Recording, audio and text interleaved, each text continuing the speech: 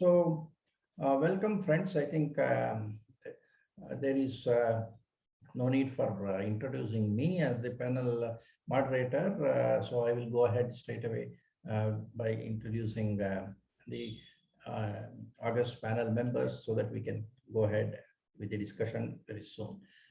So, we are very happy to have a set of people from different backgrounds, and I think that will help in discussing what we are now going to discuss.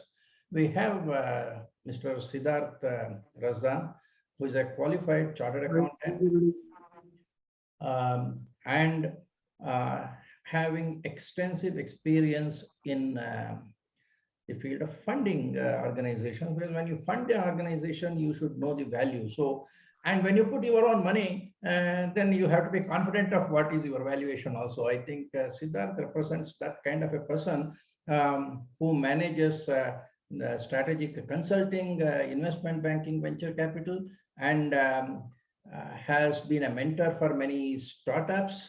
And otherwise, he is a well-known thinker for new thoughts and ideas. He mentors the several CXOs in his personal capacity. So, Siddharth, we are very happy to have you here in this panel, and we look forward to your contributions on the various thoughts. Thank you, Dan. Thank you for the kind introduction. Am I audible? Yeah, you are audible. Thank you. Yeah. We have Mr. Jogendra Singh, President in charge of Finance, Hero Corporate Services Private Limited. Obviously, he is also a chartered accountant, represents the Hero enterprise. So he brings in the issues related to manufacturing, and his experiences go beyond that into real estate, service industry. I understand something in education and insurance broking operations. So wide set of experience. Obviously, a industry veteran, has worked for a long time in the Hero Group's ventures, and has seen through the digitization initiatives. See, some of us who were there in business before digitization came, we were fortunate to see the transition in the particular industry, because for people who come today straight away into a digitization model, their perceptions are different. For people who started our career earlier and moved through this process, I feel actually we are privileged to understand the pros and cons of digitization, what was better in the old this thing and now. So I think Jogendra Singh represents that kind of experience. We have our young team member, Pranav Goyal, very enthusiastic, and if you give an opportunity, will jump out of the screen, perhaps. Okay. So he is a chartered accountant. He is very much into the IPO related issues, valuations, and other things. He has, of course, qualifications in the law, and of course, ICA related examinations. And he has been part of the team at KPMG at one point of time, and he has authored a practice manual for independent director examination, and he takes a lot of interest in academics and these new thoughts. So when I first presented this valuation in the Valuers Association of Bangalore, actually, Pranav was one of the persons there, and he immediately came forward and said that this idea needs to be pursued. So, very enthusiastic person and receptor for new thoughts. So, we look forward to your contributions, Pranav. Yeah. So much. Yeah. We now have Mr. Subbarayudu. He's a very prominent member of FDPPI, a graduate in economics with MBA, and he is a US CPA. Not many of Indian auditors have that qualification. Of course, he has a partnership company, Enter Masses Consulting, which does a lot of SOC kind of, say, audits for a number of companies, definitely in India and abroad. And he has been the past president of the Bangalore chapter of Institute of Management Accountants. and he brings in a very wide variety of experience and a kind of new thoughts. So I look forward to Subrayadu, particularly on accounting standards and other things, some inputs which will help all of us. So friends,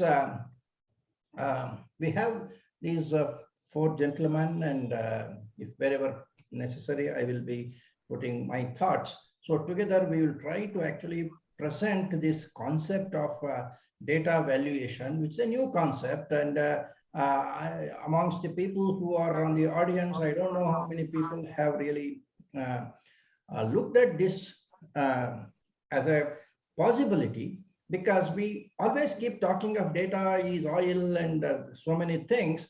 We know that data has got value, but where is it visible is the question which I have been asking. Of course, this came up because in the data protection area, we often find complaints from the DPOs, and also the same problem is to be there in the CISOs.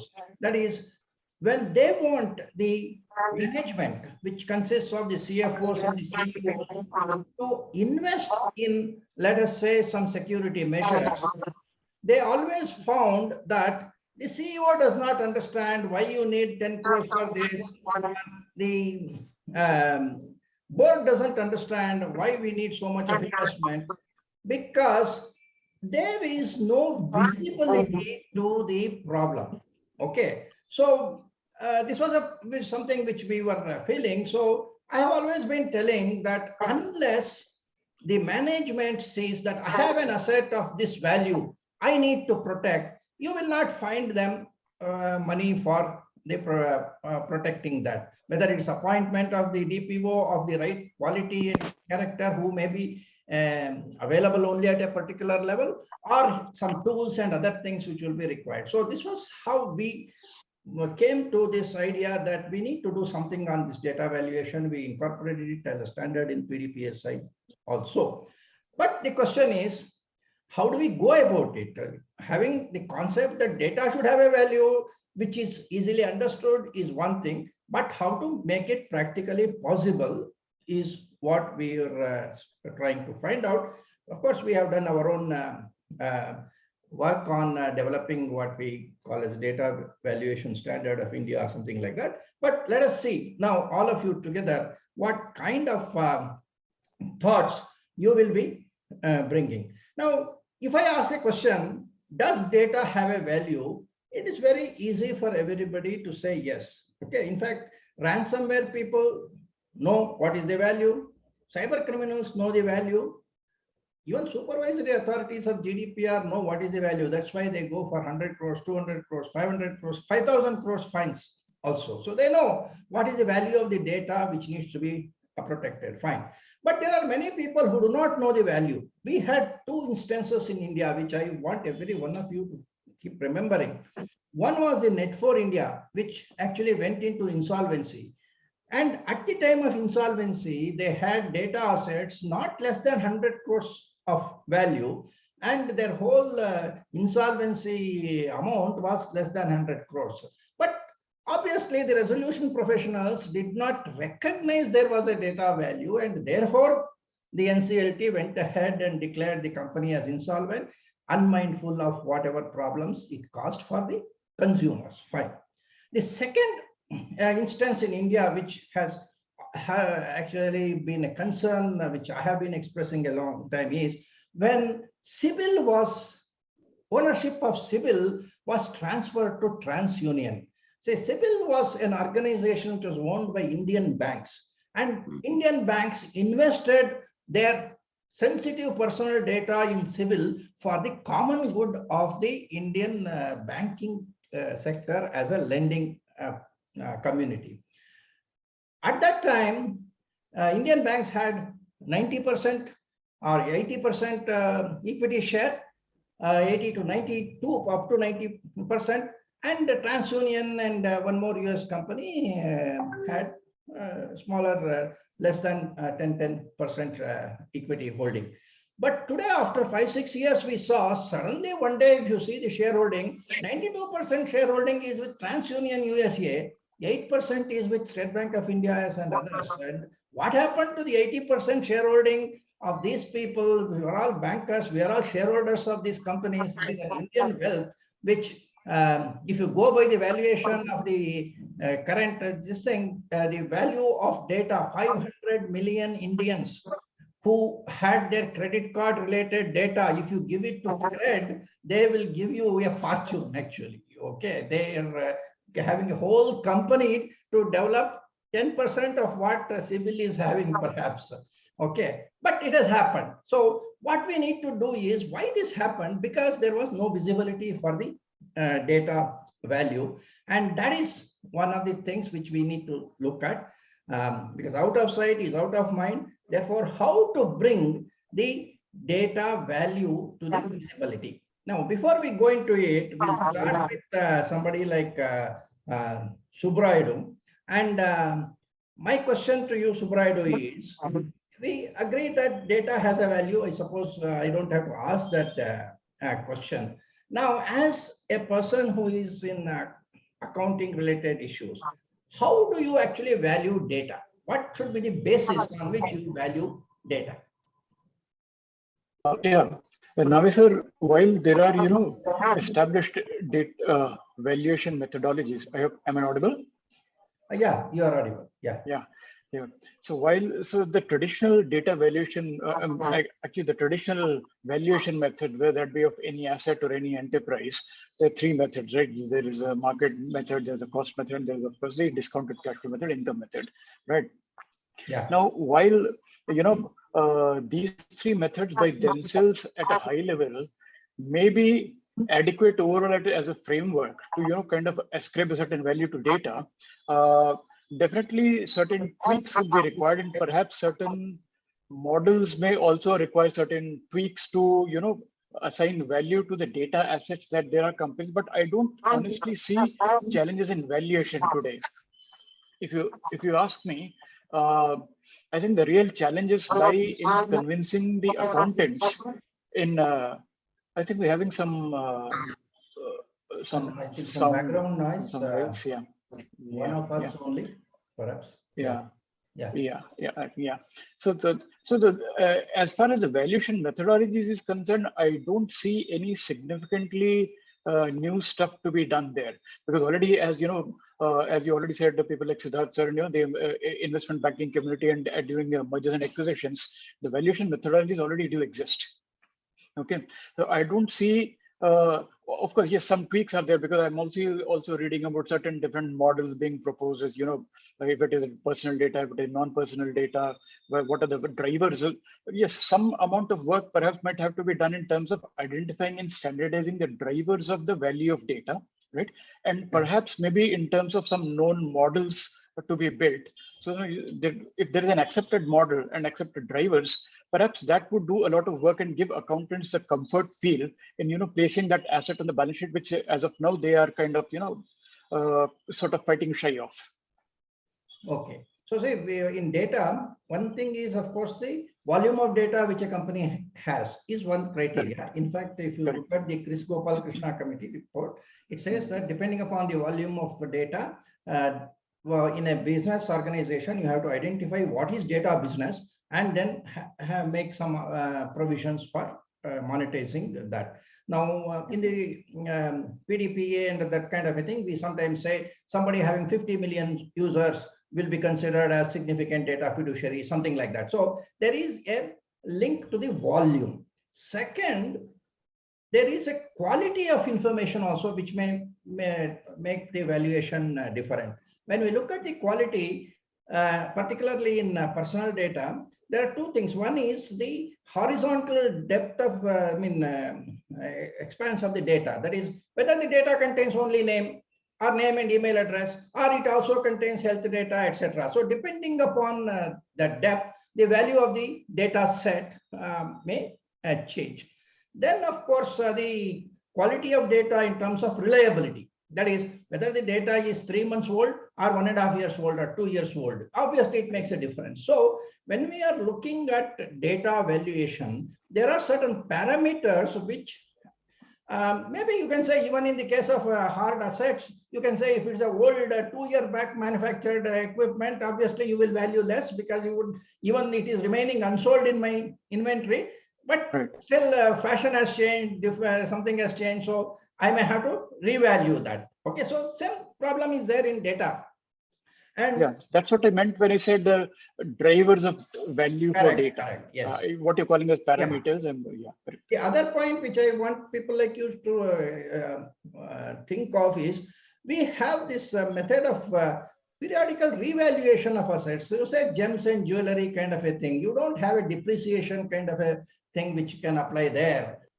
Okay, and even the cost is there at one point of time. But if the industry actually does some polishing and other things, or the fashion changes, there has to be a revaluation. A particular gem may not have any demand last year. This year, suddenly some Jyotishi says that this will bring you luck, then everybody will be wanting that particular gem. So revaluation is an accepted method of valuation in certain cases. Maybe in data also we could look at that revaluation. So these principles which are already there in other things, maybe we have to actually see how much they fit into our this thing. But there's one thing which data is exclusive. One, that is it is something which you can reproduce. You can have data, give it to somebody, and still you have it. Now that makes a lot of difference to the valuation concept. That is, yeah, Navi sir, just one small thing. yeah. See, the other part in data valuation is, for the valuer to figure out, so definitively, that whether the organization has the inherent ability to create value out of the existing data. The data can be gathered by many people, but the analytical models, right? The machine learning and, all those predictive capabilities to extract value from the data and also convert that insights into future revenue streams and future profits and future cash flow streams. Whether that ability exists or not is the big question mark. And I think that is where most accountants would kind of maybe have their doubts. Okay. So these are the points we have to take it. Now, I think Siddharth has come back. So now Siddharth has got the experience of valuation of enterprises. Now, enterprises gain their value because of their revenue earning potential. That is one thing. Secondly, of course, there is always a brand kind of a thing. That is, the same thing done by Tatas may have one value, done by somebody else may have another value. So there is always a branding. So now, Mr. Siddharth, I would like you to just give your views on some of the recent IPOs which have happened in the case of Zomato or Policy Bazaar may come later, but Zomato and other things. How data has been a parameter for the success of the IPO. Siddharth.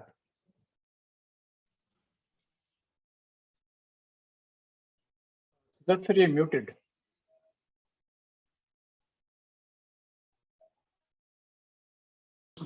My apologies. Yeah. So the way I would like to look at it is, am I audible?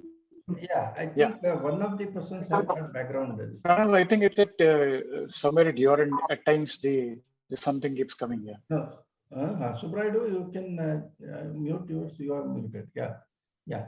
Go ahead, Siddharth. Yeah. So data, where it becomes insights, is what creates the value. Especially if you're talking about the recent IPOs we are talking about, like.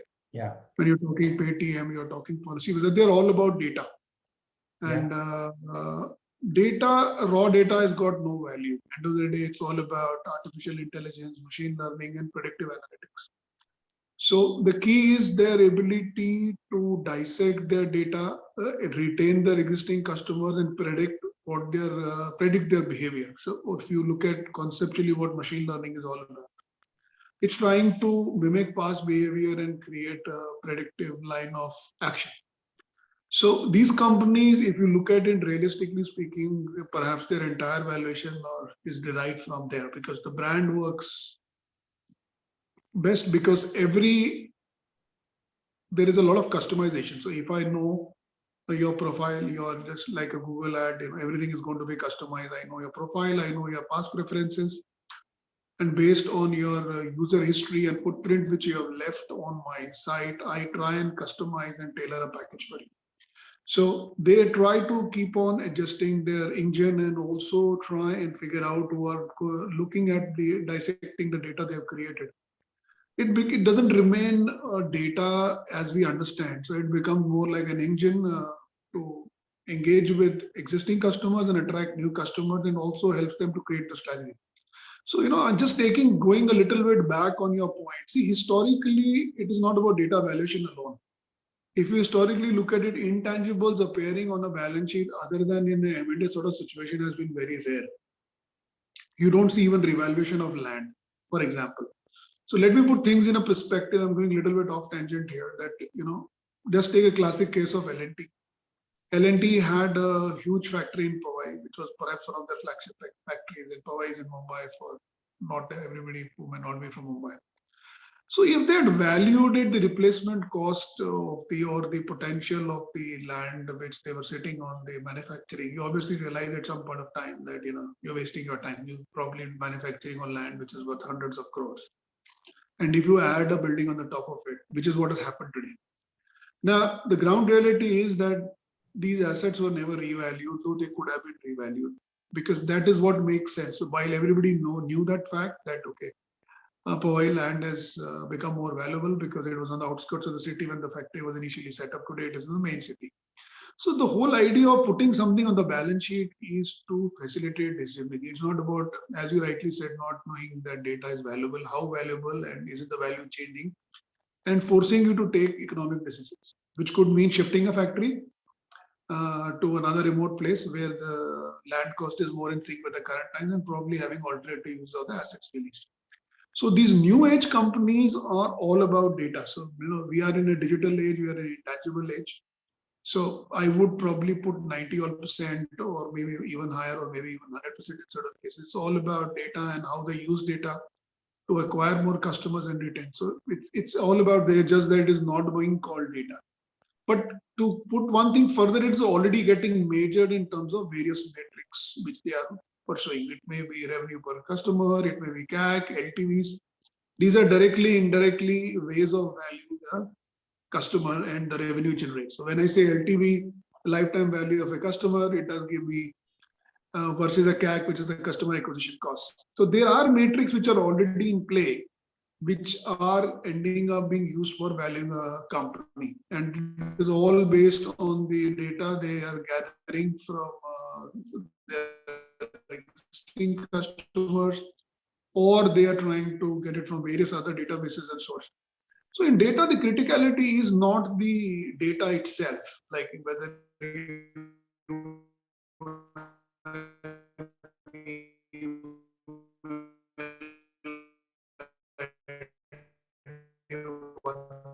people like, or does it help you plan your budget? These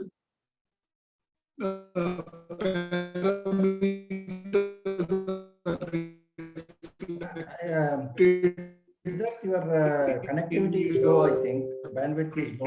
Reducing customer acquisition costs and increasing any other parameter. I can go on and on. Then they could vary. Is getting value. It will not be a consolidated value shown in the and it is being there in IPO. So that data valuation is happening. Okay. Okay. Though it will not be reflecting on the way in a scientific manner. Okay, Siddharth, we are losing your voice sometimes. So if you can, if you want, you can reduce. No, man. Your video, you can reduce. Yeah, you can remove the video. Okay. Now we'll go to Mr. Jogendra Singh. As a person representing the manufacturing industry, okay, say for people like us who have been working in the data area, it's easy for us to comprehend that data has got a value. But in a manufacturing company where day in and day out, we see land, building, machineries, we are used to seeing asset in physical form, okay. Now, what is your perception when people like us talk about data as a value? And if you see the market capitalization of some of these IPOs, they are bigger than L&T, for example, something. So they are actually going skyrocketing. So what is your perception of the value of data? I think you have to unmute and then talk. Yeah. Thank you, Navi sir. So, of course, as far as industry is concerned, especially the traditional industry is concerned, we have been very, very slow in understanding the value of data. And this, in last few years only, very few years, in last 5-6 years, I would only say that we have started realizing that there is a value in the data asset. And the basic issue with us was that we were always dealing with tangible. And this is truly intangible. So how do you really move from abstract to tangible? So even if I look at data asset, how do I really take this intangible asset in the tangible form and create some value out of it? But we have started understanding this, understanding the nuances. I'll give you one example, of a wonderful work which has been done very, very recently by Apollo. Apollo had, in terms of number of pharmacies, they had largest number of pharmacies in the country. And these are physical pharmacies. However, if you really look at 1mg or PharmEasy kind of people who became sort of unicorns, in no time. And they were only using a platform. So now Apollo has gone into 24/7. If you would have, noticed it, and they have actually tried to move that the entire pharmacy business in a new company, and that's where I understand that Ms. Reddy is trying to bring that into public sometime later. And if I really look at it, the valuation of that independent company will give a big fillip. Whereas if you really look at in the past, there was zero value. So there was a latent value attached to that particular asset which was lying. So all what is required is for us to understand that there is a tangible value in the abstract, that we have in terms of. There was an Accenture research very recently in 2021 itself, and they were talking about 73% executives, they were unable to actually derive actionable data-driven insights from the legacy. So if that is the status, of course, there would be issues. But we have already seen. We have seen, what were the values, what are the kind of top 10, companies in 2010, and what are the top 10 companies in 2020. And you would see, whether it's top 10 or top 20 or 25, the color has changed completely. From traditional companies, we have gone to completely, data-driven or platform, driven companies. So therefore, yes, we have understood. Even the traditional companies have understood. And we are not talking about only in the sales domain. Now we have tried to go inside. So one is, of course, taking an external view and looking at, what kind of, value can come in terms of new business or increase in business, etc. But there is a value sitting, and this is a great value on which, we are all sitting, is inside. So we have to really see inside out also. And while we see inside, I see a wealth of data that is generated by the manufacturing, companies, especially the manufacturing companies, in terms of, if I talk about, let's say, the maintenance data for the machines, or customer data, supply chain data, and all this can give me some wonderful insights into how I can derive value out of the insights that can be derived from this. So therefore, this information has to be picked up, has to be made into meaningful data sets, and an insight has to be driven. And that's where, Navi sir, what you were talking about, truly understanding that there is a need for a chief data officer or data scientist kind of things, And of course, a few years ago, these jobs were non-existent, especially the manufacturing side. These were non-existent, and today we are all looking at, we are employing, people as data scientists. We are looking at data. If I talk about, I'll give an example of our own company. The kind of so if I'm selling about 600,000, motorcycles, a month, or 500,000 motorcycles a month. So I'm talking about, even if I talk about, last 3-4 years, I am talking about 3 to 4 crores, information data sets, which are unique and which are sort of very proprietary, so to say. Do I derive any value out of it?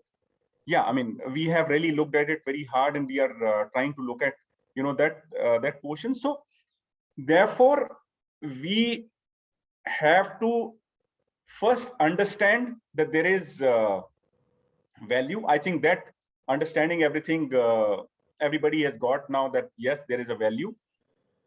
But now the question is, how do we derive value out of it? So what are the use cases that you can see within the company, and especially the manufacturing company? If I'm talking about, not only manufacturing companies, I'm talking of real estate, I'm talking of, some service companies, and these range from steel to automotive to real estate, as I said.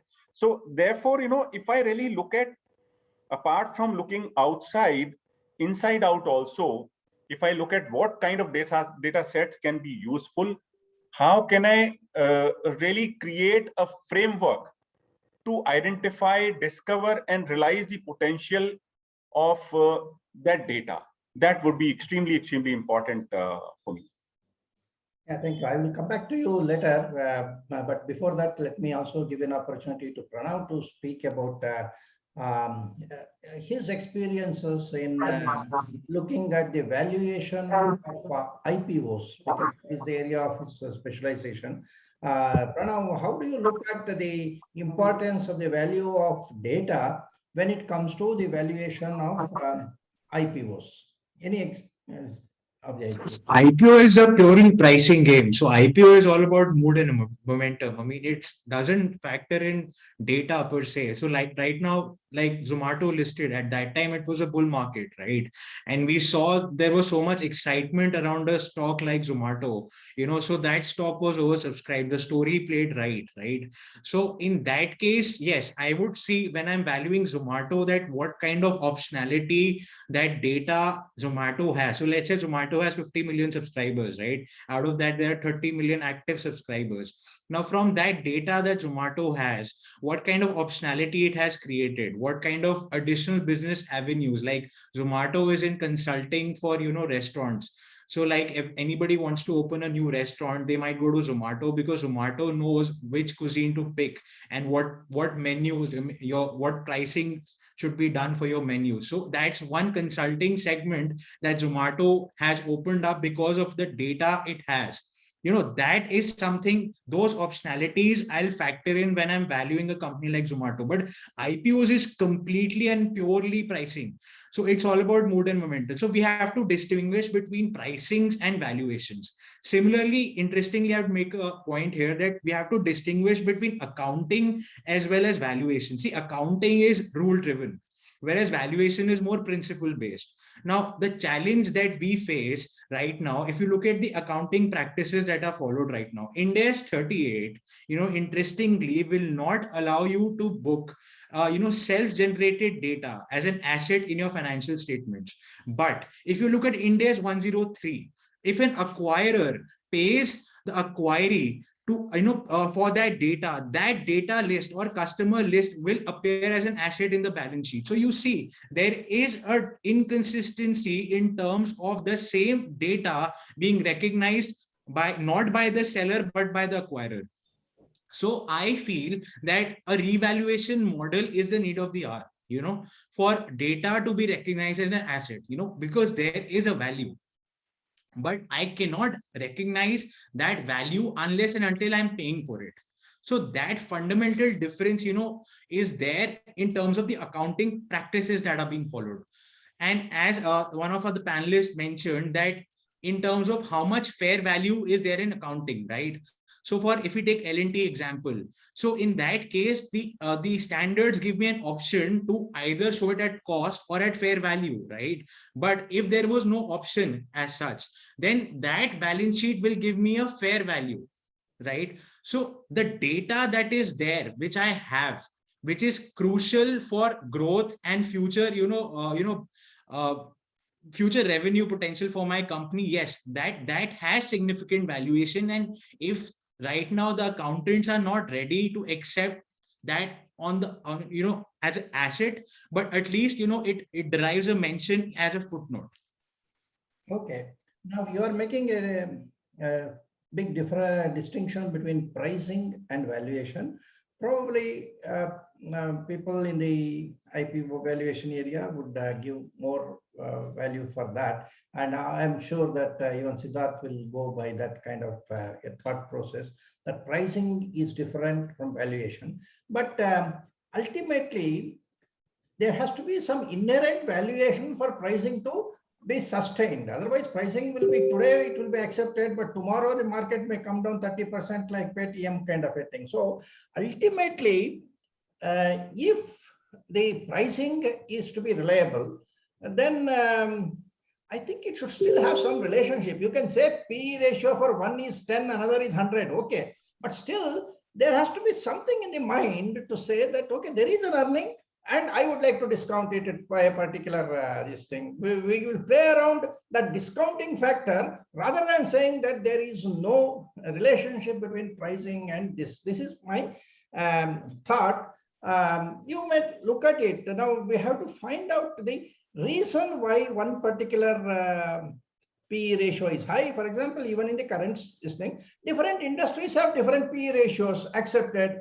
Okay, why it should be like that? Ultimately, I have to get a percentage of my investment in terms of rupees. For me, whether it comes from a manufacturing company share or from another share, it doesn't matter. But P ratio here, I have to pay more, and here I can pay less and then get a dividend kind of a thing. So basically, it is a play of speculation of what the company may be able to do later on. See, in the investment area, many times, valuation is dependent on when is the next round of funding, okay, and who will come there. So that is a different ball game, I think. Okay, now I would like to pose one question to Siddharth. Is now this Jogendra Singh spoke about how the existing manufacturing companies are trying to realize some value out of data. Now, if Hero puts up one small chip in every one of their vehicles, which collects all the information about how it is driven, etc., then that information, if they can collect, then there will be a big data company who will pay them much more than the value of that vehicle, perhaps. Okay. Now, if a company like Hero wants to take advantage of this digital valuation, would it be better for them to actually have a subsidiary which does only that business, data business, and have a PE ratio equivalent to Zomato in that? Or is if they combine it as a Hero's business, would their valuation actually suffer? I'm not taking the example of Hero as a particular company. I'm just saying in terms of principles, an existing company with a certain established PE ratio in the market, I make 100 crores and my market valuation is so much, that is more or less fixed. Now, if I say that I will make 10 more crores, I may only get another 10% increase in the market valuation. But if that company is a kind of a completely data company, I don't know, they may give 1,000 PE ratio for that. Or even if it is loss making, people are willing to buy at 100 rupees. So, okay. So what, in your opinion, as an investor, I think that has been lost. Okay. No, this is something, Subrayadu, can you react to this? How do you structure? Yeah, I think Jogendra wants this. So I absolutely feel that, whenever you want to do, this kind of a data asset monetization, this has to be in a different entity. And this is, what we have seen in many instances. In fact, the example I gave for Apollo has also been done like that. It has gone into a separate, entity. It could be a SPV or whatever, So it makes a huge sense that you have this data, company as a separate company, because one, of course, the flavor of the day today is data and data valuation, data-driven valuation. So that is one on the lighter note. But apart from that, the business of manufacturing is manufacturing. and selling, and not really data. So data has to give birth to some kind of a new models, like we're saying, the platform driven models, today, that will come into vogue. I think that will create much larger value, and that much larger value should be captured, in a separate entity for sure. That's my view. So I would like to really Yeah, agree. See, because I think it's a nice topic, because we really are now delving into what goes into the process of unlocking value in a data company. Right. We talk about culture, we talk about mindsets, the kind of people, and manufacturing and, data companies are like, chalk and cheese. They can, complete opposites. So the kind of a culture, the kind of processes, the kind of policies, the kind of people that would be required before, a company can start in terms of building models and unlocking value that is embedded inside the data. Whether a centuries old company with its own, embedded legacy beliefs, its legacy values, its legacy processes in something, the greater likelihood definitely would be lie in hiving off that entity as a separate entity, because that would give the separate entity also the freedom to kind of, define its own policies, create its own work and work culture, work environment, its hiring policies, the training policies, right? And, all those kind of things. Definitely, markets would also tend to believe that, hey, there is a greater likelihood to, that the value of the data would be realized if it were to be hived up as a separate company. Okay, Mr. Pranav, do you have any thoughts on this? Suppose I say that subsidiary of Hero will have 10 times more market valuation than Hero itself. Is it possible? Yeah, definitely. If you look at Paytm, for example, so Paytm Payments Bank is their cash cow, which is 51% held by Vijay Shekhar Sharma, which is their Yeah. FASTags and all those recharges. Yeah. So, yeah, subsidiary and even the associate companies can have a much higher valuation than the holdco. So that entirely depends on the business model and how the structuring is done. So that's not anything to do with I mean, yeah. So yeah, definitely. But interestingly, you mentioned about PE. So PE of Zomato is minus 140. And the I think it's trading at 140. Yeah, so 140 minus 140 and trading at 140. So see, that's what I'm saying. Mathematics will fail in that. So it is a price to, I jokingly say it's nothing, forget P is, it's all price to story ratio, P is all a judgment call right now. P is all a judgment call. What you put in the denominator, I can do a current, I can do a trailing, I can do a forward. So whatever I put in the denominator is my judgment call. I can adjust my P's accordingly. And a lot of equity research reports do that. Okay. If it's a future growth company, I'll put a forward PE. So PEs can be manipulated, but what interestingly that you should understand that, these new age companies, how they are valued. Okay. They are valued on a future that, okay, like Amazon, for example, like 10 years, 5 years down back, if you see Amazon was a completely different business model, right? Right now, Amazon has a completely different business model, and 5 years post, Amazon will have a completely different business model. But if you look at what business is Amazon in right now, I would say it's in the disruption business.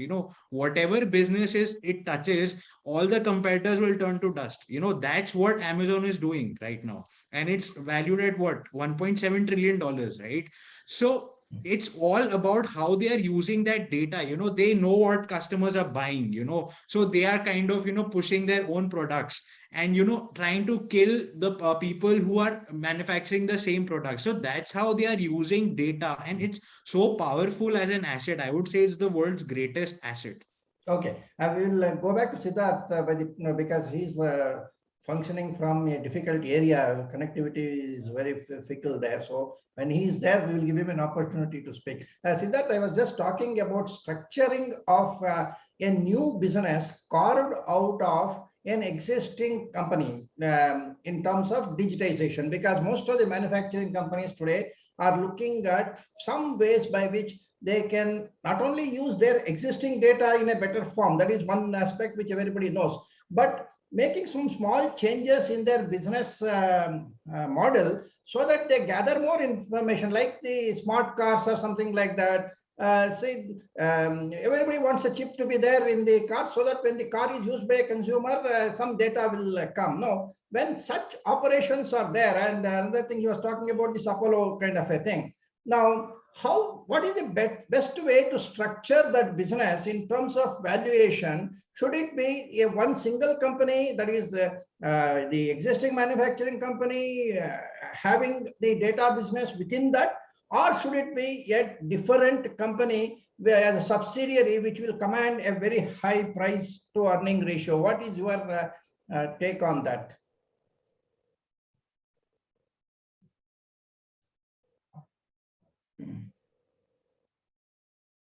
Siddharth, are you there? I think he's still having a. Now I think his audio has come. I think Siddharth, mute. Yeah.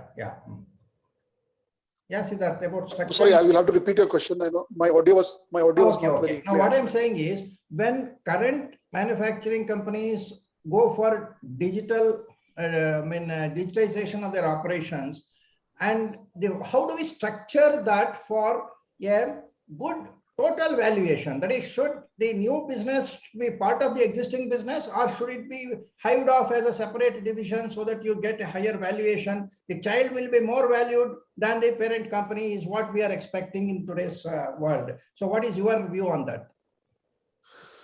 Let me put it in a very different and a simple perspective. See, being digital is a state of mind. Okay, digital first is a state of mind.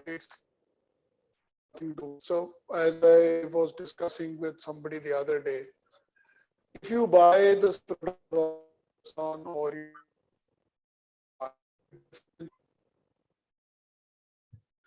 so organizations which are digital first think differently, people's mindset is different, the processes are different, the investments, the way they view investments, the way they view data, the way they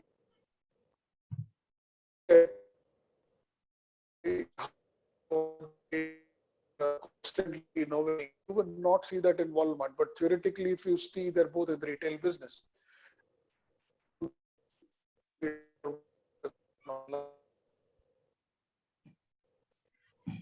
Yeah, we still have difficulty in.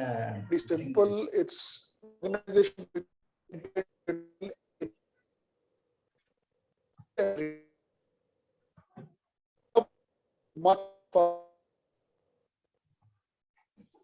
Okay, I think we are going back to the 14.4 kpbs kind of a situation. Acquiring customers, retaining them. Yeah. Okay. Today, when I was thinking of innovation, I was remembering that in 14.4 kbs system, we could not envisage this business of a video conference. Now, because connectivity has increased, now Zoom kind of business has become business. So that is one where the environment has brought in new kind of business. But definitely, I am looking forward to, for example, I was from a banking industry. I see that today there are people who are stealing, say, data from a bank and making money. All these fintech companies are doing that. Now, if I am State Bank of India, if I can anonymize my depositors' data, then maybe I will be creating a valuation which is my biggest strength. In fact, most of the current businesses who have that huge data, they can actually monetize that within the data protection norms. I am not saying that we infringe on their privacy rights and other things, because the PDP kind of law provides for anonymized data being used and monetized. So if, let us say, a bank like State Bank of India uses the data, then anonymize and use it for profiling or something like that, they can get as much valuation as a CIBIL, which I am talking of, or something else.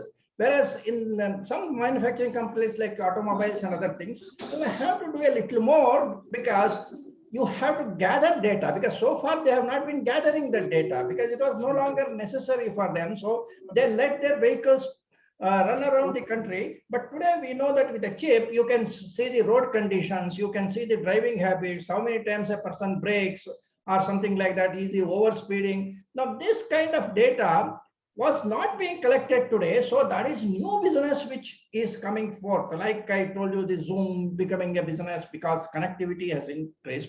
Now, many of these manufacturing companies have the ability to create or discover new business in terms of the developments which have taken place. Siddharth, if you can speak, we will be happy. Yeah. Yeah, so Navi sir, as I said, the first term, see, in theory, it is very simple. SBI, a lot of banks, a lot of telcos, a lot of other institutions have millions and millions of customers. The problem is they are evolving from a physical first to a digital first mentality and changing the gears of an organization in terms of the mindset, the processes, the people's adaptability. That is the reason they are not able to scale, because still they are largely hybrid, and their management is coming from probably a different era. So they are trying to go digital. It's not that the digital is bad, but they are not digital first. So I think the reason the markets value digital first organizations is because their scalability has been proven to be much faster if they don't come up with a legacy. So if you take a case like Amazon, I don't think the debate is between offline and online retail for that matter. So Amazon also has invested in physical businesses. It is going to do. But now it is evolved to a stage where the e-commerce piece of the business is so strong that they can leverage any physical infrastructure and improve their user experience. So I think it's not about the potential, it's about the way you are configured, wired, and your DNA. So the DNA of an organization, the day it becomes digital first, it's a transformation exercise. So if you start digital, think digital, act digital, your scalability is going to be different. But if you have a legacy issue of being physical, then trying to be digital, there is a bridge, and which takes a lot of time to begin. That's the ground reality. Like, if you look at a company like Airtel, you have all sorts of stuff on Airtel apps. Do you really go and see the movie? The answer is no. Do you really use the app for anything else? Most people just use it to pay the bill. So it's a question of a mindset also, and they're not able to achieve it success. So the ground reality is Tata's and Reliance, two of the biggest giants in India. They haven't been able to make any real progress in the e-commerce space. So they have no constraints of technology. They have no constraints of money. They have no constraint of human resources or any such inputs. But that's the reality, because they have a legacy issue there, and the top mindset and the speed of decision making. So it's also about the speed of, founders are different from CEOs and chairmen.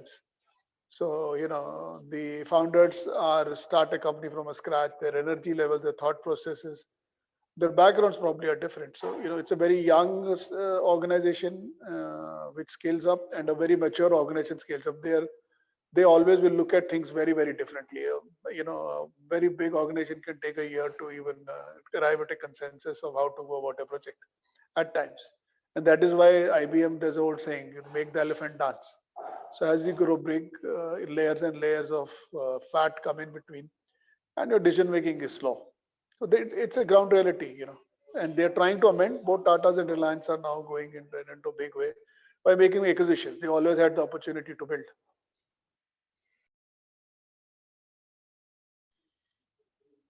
I think we all understand that data as a value concept is important, though we may have our own differences on how it can be done and other things. But before we open out for questions, I just want Subrayadu to just very quickly say, if at all there is a consensus that valuation should be brought into the balance sheet, which is the visible this thing, how do you think we can do that quickly? Short answer. That's a very, very tough ask. In fact, I think coming to that conclusion would be the biggest one. But yes, we can definitely make a beginning by, in a soft way. Like I think one of the panelists earlier in our discussion with Mr. Jogendra Singh had said, given the idea of, let's say, integrated reporting, right? So there is a hard part of the balance sheet where management has to sign off, auditors have to sign off, right? And it doesn't matter whether you put it on the numbers or you put it in the notes to the accounts. That is going to be the tough part, right? I don't think we're going to see any quick changes along that line, but definitely certain other soft aspects in the form of other disclosures, maybe integrated reporting, ESG. In fact, in one of the panelists earlier on, in one of the earlier discussions, spoken about how the number of disclosures around data breaches is an important part in ESG reporting, right? So those kind of routes is something that perhaps one can follow to kind of to make data creep into the financial reporting framework, right? I don't think a head charge is going to work here, because that change is a tough change. It's going to take its own sweet time. Okay, okay, thank you. Anybody else would like to add to this? How to bring visibility? Very short answers, please. Yeah. So, sir, basically what I do as a valuer I would see how much the company will make without the data and how much the company will make with the data. And I'll Okay. just reduce the cost of acquisition of that data. That will give me the financial value of data. Okay. That's it. No, I'm saying whether it should be brought into the as integrated reporting, as a footnote, as a contra entry, something like that, even before the traditional accountants accept that. I'm trying to see whether there is a midway. So first of all, I feel Ind AS 40, the revaluation model needs to be adopted fast. Okay, okay. Once that is there, then you will see fair value accounting in its true sense. Once that is accepted, then Ind AS 103 allows for the acquisition accounting of data, right? And accordingly, then Ind AS 38 would need to be changed. So it would be a gradual shift. For me, I mean, initially a footnote should suffice. Okay. Yeah. So, basically, yeah. So I agree with Pranav, and accountants being very conservative in that sense. They would not bring it in a hurry. Yeah. So I think the soft way to push is bring it into the integrated reporting or ESG reporting and bring it on the balance sheet, not from the as a validated number, but at least from the management side, something comes, a reference comes. And especially for the investors, then there is some reference point over there. Yes. They can just look at it and then go ahead on this. Yeah.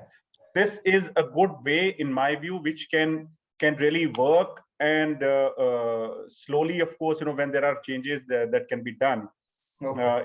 it can be brought onto the financial side of the balance sheet of the in a true way. Yeah. Thank you. Ramesh, can we have some few quick questions? Our guest Yeah. Yes, sir. Yes, sir. Yeah. Question. The first one I will go with what data belongs to an organization and what is not for valuation.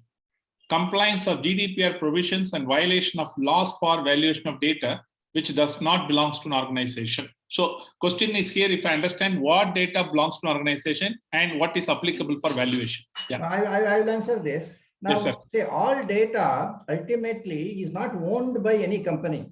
Right. Say, as a company, I only own certain rights which the data subject has given to me, which is through the consent.